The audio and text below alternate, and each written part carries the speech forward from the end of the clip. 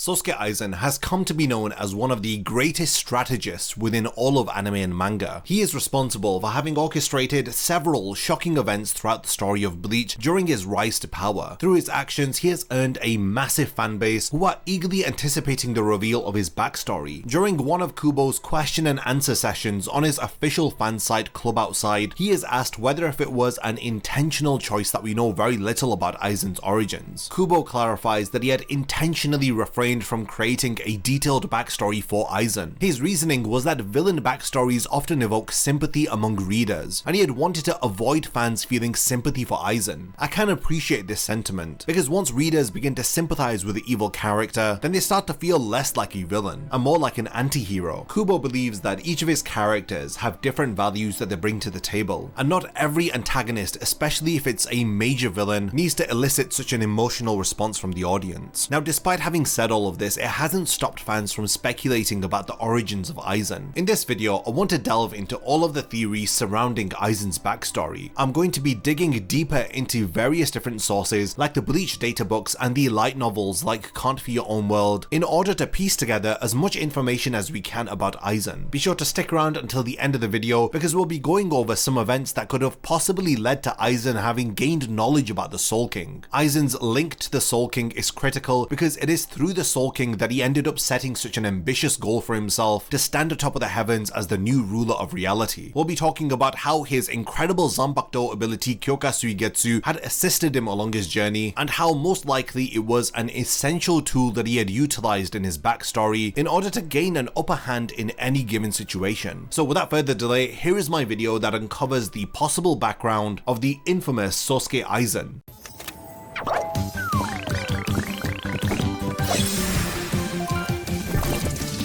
Quite a lot of detail about Aizen's past is revealed within the Turn Back the Pendulum arc. In addition to Aizen's backstory, we also learn some key insights into the lives of several characters from a century ago. At this time, Urahara had been newly appointed as the captain of the 12th Division. Meanwhile, Aizen was the vice captain of the 5th Division, serving under Shinji Hirako. During this era of the Gotei 13, Aizen had often projected an image of gentleness, patience, and even subservience. Another key insight about Aizen is revealed to us from Kubo's question and answer sessions when a fan had asked him about Aizen's glasses, as a fan had speculated that Aizen had worn those glasses on his face in order to make him appear to be more gentle. Kubo confirms the fan's suspicions to be true. Throughout the Soul Society arc, before we learn about his betrayal, I know that many of us were convinced that Aizen was a good guy, and his appearance was perfectly in line with the gentle persona that Kubo was going for. After Aizen reveals his true colors, his demeanor becomes more pronounced. Within Bleach Character Databook 3 Unmasked, we learn that Aizen is defined as an embodiment of selfishness and ego. His desire to be the center of attention is highlighted by the conviction that he has in his own ideals, which motivate him to take action against the Soul Society and the current status quo of reality. Throughout Bleach, we learn that a Zanpakuto's abilities are often manifested through the nature of an individual's soul. Through his Zanpakuto Kyoka Suigetsu, it gives us hints that Aizen has always had a tendency to manipulate others. Even after the events of the Turn Back the Pendulum arc, we learn more about his sinister schemes during the Everything But the Rain mini flashback arc, which occurs between chapters 528 to 537. This mini arc is set about 20 years before the present timeline of Bleach, and it focuses around Aizen continuing his holification experiments, which he appears to have started over a century ago. Let's have a look at the Bleach light novels in order to begin theorizing about his backstory. At the start of the Can't Fear Your Own World light novels, there is a scene where Aizen is being taken back to Muken following the conclusion of the 1000-Year Blood War arc. Before he is sealed for good, he delivers one final message to the Shinigami who are present. Aizen insists that eventually the time will come when everyone will understand that the Soul Society and the Shinigami themselves are based on nothing more than a treacherous fantasy. You see that from the very beginning, Aizen's true objective was to overthrow the Soul King. In chapter 178, when he is departing from the Soul Society with Gin and Tozen, Aizen tells Ukitake that no one else has stood on top of the world, not even the gods, but he aspires to stand on the heavens and end the unbearable vacancy on the world's throne. My initial theory about Aizen's past hinges on his knowledge of the Soul King, who is worshipped within the Soul Society as the god of reality, with his existence playing an integral role for the balance of the human world, the Soul Society, and Hueco Mundo. Without the Soul King, these three realms would not exist. In chapter 421 of the manga, after Aizen is weakened by Ichigo's final attack, he ends up being sealed by Urahara as he screams at his opponent in fury, asking him why he accepts the current status quo despite him having such a brilliant mind. Aizen is truly in disbelief at the fact that Urahara, someone who he admits is even smarter than himself, is choosing to obey the Soul King. In response, Urahara says with a straight face, "So you've seen it." My first theory about Aizen's backstory is underpinned by this statement from Urahara. Thinking about the history of a character like Aizen, it would be easy to assume that during his time at the Shinigami Academy, he was recognized as having unparalleled intellect, which most likely led to him overshadowing his peers, as well as his mastery over various Shinigami arts, and his Zanpakuto with the ability of complete hypnosis would have only boosted his ego, maybe giving him a superiority complex during his student years because he was so much more better than his peers. I believe that his insatiable desire for more knowledge would have led him to research into how Shinigami can become stronger, thus fueling his interest in holification experiments. From the Can't Fear Unworld light novels, we learned that the Tsuneyashiro family had a tablet which had recorded the original sin, and it was stored within their archives. I believe that somehow Aizen had utilized his complete hypnosis in order to access the archives of the Tsuneyashiro family, and contrastingly, during a similar time, Urahara would have learnt about the Soul King being a linchpin, possibly from the archives of the Shihoin clan. From the information that they both respectively learn about the Soul King and how he is the progenitor of all of the races within Bleach, this may have fueled or inspired their fascination with holification, which ultimately motivates both Urahara and Aizen in order to develop a device called the Hokyoku. We know for certain that Aizen had never been to the royal palace, so he couldn't have seen the Soul King in person. We learn this from the Thousand Year Blood War arc after he comments on Ichigo leaving for the royal palace, and how he finds it insufferable that he has reached the royal palace before he has. So we can assume that Aizen had seen an illustration of the Soul King when he had learnt about the original sin from the archives of the Tsuneyashiro family, uncovering key details about the Soul King, like how he is a linchpin who holds the balance of all of the worlds together. Within Volume 2 of Can't Fear Unworld, we get a very special flashback to the early days of Aizen and Tozen, when Aizen had first divulged his true objectives to Tozen. He describes their world as being built on a foundational sin and clarifies that he isn't looking to restore the world to its initial state, like how Yhwach was. Instead, he wants to overthrow the Soul King, who he believes to be a representation of everything wrong with the Shinigami, referring to the Soul King as a symbol of the sin that they had committed. Now, it's clear from this conversation that Aizen had already known about the sin of the 5 great noble families, and how they had sacrificed the Soul King in the past. Sometime before he had met and recruited a young Gin Ichimaru, he had started to gather the souls of citizens of Rukongai in order to create and fuel his Hokyoku. We see examples of how Aizen had started to sacrifice souls in chapter 415 of the manga. We see 3 unnamed Shinigami who are under his control who bow to him and present him with a very important fragment of Rangiku's soul. We learn that this fragment had originated from the Soul King, and when it was fed into Aizen's Hokyoku, it had allowed it to function but not in a perfected manner, which had then resulted in the plethora of failed holification experiments that he had conducted, first on the Vizards, and then on the hollow creature White, which eventually had attacked Masaki during the Everything But the Rain flashback arc. It is now critical to understand, when did Aizen learn about Urahara's Hokyoku? Well, I believe that it would have been after the Turn Back the Pendulum arc. He somehow would have seen that Urahara was trying to use the Hokyoku in order to reverse the holification that he had done on the Vizards. I'm certain that Aizen would have continued to observe Urahara while he was in the world of the living over the 100 years since his exile, which gave him enough time to plot how to steal his Hokyoku by orchestrating the events of the story so that Rukia would fatefully meet Ichigo, which would then result in Urahara giving that Gigai to Rukia, which would seal the Hokyoku within her body and transform her into a human. For Aizen to have even come up with this plan, he would have had to already know that Urahara wanted to get rid of his Hokyoku. There are theories that Aizen could have learnt about the Soul King via his Bankai ability. It is said that Bankai are the opposite of their Shikai, so if Aizen's Shikai elicits illusions and deception, and it stems from lies, then maybe Aizen's Bankai elicits reality, and it stems from the truth. So maybe Aizen's Bankai, whatever it is, had led him to learn about the truth about the Soul King. I do want to create a separate video theorizing about Aizen's Bankai, so definitely look forward to that. It's difficult to speculate further about Aizen's backstory without getting into some really cringeworthy fanfic territory. Whatever occurred in his past had resulted in him inadvertently creating Ichigo, who is essentially the second coming of the Soul King, who embodies all of the different Bleach races within his soul. I think that Kubo purposefully didn't tell us details about Aizen's backstory because I think that we would really sympathize with him, so it would be difficult for us to get behind him as a villain, because during the Can't For Your Own World light novels, when we begin to learn about the original sin and the lies that the Soul Society and reality is built upon, it is hard to see the Shinigami as the good guys, especially knowing that they are led by the sinister Ichibei, who we know had assisted the 5 great noble families in mutilating the Soul King. While the Soul Society deem Aizen to be a criminal, it was the original Gotei 13 who was comprised of criminals, notably the most wicked criminal in history, Unohana, led by the merciless Yamamoto, and it was the original Gotei 13 who had brutally defeated the Quincy over 1,000 years ago. In Kinpachi's flashback, we see Unohana killing piles of people in order to satiate her bloodlust. When we look at the Soul Society through this lens, then it certainly humanizes Aizen's character quite a bit. I mean, he did his fair share of absolutely terrible things, but I can see how he may have been corrupted after learning about the truth of the Soul Society, which had then led him down this path where he had rejected the Soul King and wanted to overthrow him. One of the first things that Aizen does is to kill the Central 46, and this is before Rukia even arrives within the Soul Society for her execution, as we learn that all of the orders from the Central 46, presumably from the Substitute Shinigami arc, had all originated from Aizen himself. His hatred for the Soul Society and what they stand for is proven by this very first act, where he murders the group of people who govern the law and order of the Soul Society. Additionally, from the Can't For Your Own World light novels, it is highlighted that Aizen is disgusted by the actions of the ancestors of the 5 great noble families. What happened to the Soul King was something that had changed Aizen's perspective about reality and had turned him against the Soul Society. We can assume that he was once a promising student with barrels of potential, but his curiosity ended up leading him too far, where he had learnt about what had really happened, and it had turned him against the Soul Society for good. At the end of the day, it is Aizen's knowledge and talent which had allowed him to deceive all of the Soul Society, to enact a plan to overthrow the Soul King, and to be honest, he got fairly close if it wasn't for his failed holification experiments, which indirectly led to the birth of the second coming of the Soul King, Ichigo, who had ended up stopping Aizen in his tracks. So we've now reached the point of the video where I want to hand over the discussion to all of you. What are your theories about the backstory of Sosuke Aizen? Do you agree with Kubo that it isn't a good idea to reveal his backstory because we may actually start to feel sympathy for Aizen? Do you think that it's sometimes just better to let a villain be a villain without explaining what led him to get to that point? In a lot of popular media now, people love anti-heroes and villains. Depraved villains like the Joker have had dedicated movies that reveal their backstory to us, as they help us to understand the origin of these psychotic characters. While Aizen was depraved himself, I wouldn't go as far as to say that he was psychotic. Each of his actions were methodically planned out, and I believe that with a proper backstory, we may even end up siding with Aizen. And this is all based on the lore of the Soul Society, which paints the Shinigami as the bad guys. Now let me know your thoughts on how Aizen had come to know about the Soul King, what you think had led him to want to overthrow the Soul King and ultimately despise what the Soul Society stands for. If there was anything that I forgotten to mention within this video about Aizen, whether if it's from the manga or the Can't For Your Own World light novels, then definitely let me know in the comments. And lastly, thank you for making it to the end of this video, and I cannot wait to see you in my next Bleach video.